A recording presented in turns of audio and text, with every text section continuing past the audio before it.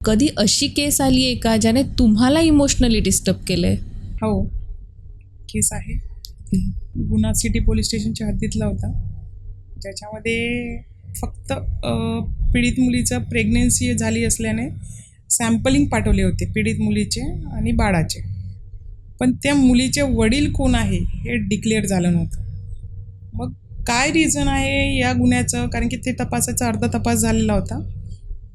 मग त्या मुलीसोबत बोलल्यानंतरही ती काहीच सांगायला तयार नव्हती.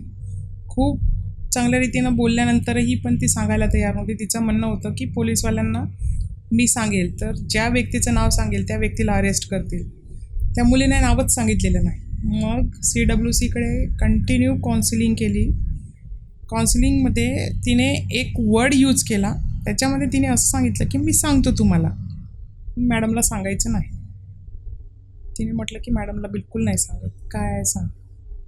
मग तिने सांगितल्यानंतर शॉक लागला, कारण की ते तिचे वडील होते स्वतःचे. मग तिचं स्टेटमेंट नोंदवायचं होतं, तेव्हा तिला खूप प्रेमाने बोलल्यानंतर, फारच उद्धट मुलगी होती, बोलताना बिलकुल कॉपरेट करत नव्हती. फक्त माझं तिला प्रेमाने 1-2च शब्द होते की ज्याला तू जन्म दिला आहे तो तुझा कोण, भाऊ की मुलगा. मग तेव्हा ती रडली आणि तेव्हा तिला म्हटलं की तुझ्यासोबत जे झाले ते चुकीचं आहे, याचा तुझा काहीच दोष नाही आहे. समोरच्या व्यक्तीला या गोष्टीची जाणीव असायला पाहिजे होती. तुझ्यासोबत काय झालं आहे सांग. मग तिने सांगितलं की आई 10 वर्षाची असताना आई मरण पावली. मरण पावल्यानंतर सगळं जिम्मेदारी माझ्याकडे आली होती.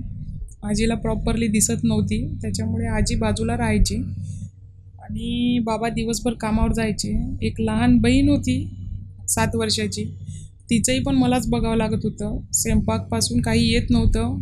बाबा खूप मारायचे, काहीच न करताना कुठे बाहेर जर खेळत दिसले तरी मारायचे आणि घरचे कामं करायला डब्बा झाला उशीर तरी शिवाय द्यायचे, मारायचे. मग एक दिवस अचानक बाबाने मारणं बंद केलं. माझ्या बाजूला येऊन झोपले. बाबाला म्हटलं की बाबा नाही, हे चुकीचं आहे, चुकीचं आहे. तरी पण बाबाने माझ्यासोबत गलत केलं त्या दिवशी. त्याच्यानंतर बहीण बाजूला झोपून असताना बाबा यायचे, माझ्या बाजूला झोपायचे आणि नेहमीचंच होऊन गेलं होतं या गोष्टी. आणि मग त्या गोष्टीला तिलाही वाटलं की मी ज्याच्या ताब्यात आहे किंवा मी ज्याच्यावर डिपेंड आहे, बाबा जे करत आहे ते बरोबरच असेल. मग तिने या गोष्टी कुणाला काही सांगितले नाही आणि ती निमूटपणे सहन करत गेली. पण प्रश्न असा झाला की त्यातच तिला पहिल्यांदा मेन्सेस आल्यानंतर ती प्रेग्नेंट राहिली. हे एका आशा वर्करला तिच्यात बॉडी चेंजेस दिसले, परंतु घरचे कुणीच तक्रार द्यायला तयार नव्हते. त्याच्यामुळे मग त्या मुलीचं तुझं कोरोनाचे टेस्ट आहेत, त्याच्यामुळे थोडं तुझं तपासणी करायची आहे म्हणून खोटं बोलल्यानंतर तिने सॅम्पल देण्यास तयार झाली. आणि मग तिचं जेव्हा सॅम्पल घेतलं, ब्लड झालं आहे तिचे, मग टेस्ट आहे युरिन टेस्ट वगैरे, त्याच्यामध्ये पॉझिटिव्ह आली की ती प्रेग्नंट आहे. मग घरच्यांना सांगितलं, घरच्यांनी म्हटलं की आम्हाला तक्रार नोंदवायचीच नाही आहे, कसं म्हणणार, वडील स्वतःच आहेत रक्षकच भक्षक. मग त्यांनी बोलले तर ती ऐकायला तयारच नव्हती कुणीच. मग तिने स्वतः तक्रार दिली, मग त्यावरून गुन्हा नोंद झाला. असं तिचं स्टेटमेंटवरती घेतलं होतं.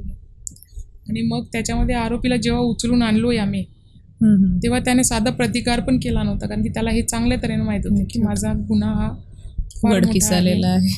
आणि त्याच्यामध्ये मग त्याला बोललोही पण की स्वतःच्याच मुलीसोबत असं वाईट कृत्य तुला शोभलं का म्हणून. झाली त्याच्यात पनिशमेंट आहे, आजीवन कारावास पण आहे त्याला झालेला माझ्या गुन्ह्यामध्ये. तो आता आतमध्ये.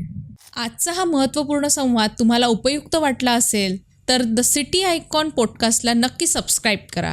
तुमचा एक सबस्क्राईब आम्हाला अशाच दर्जेदार आणि महत्त्वपूर्ण मुलाखती तुमच्यापर्यंत पोहोचविण्यासाठी प्रेरणा देतो. पुन्हा भेटूया एका नव्या आयकॉनिक पर्सनॅलिटीसोबत आणि एका नव्या प्रेरणादायी प्रवासासह.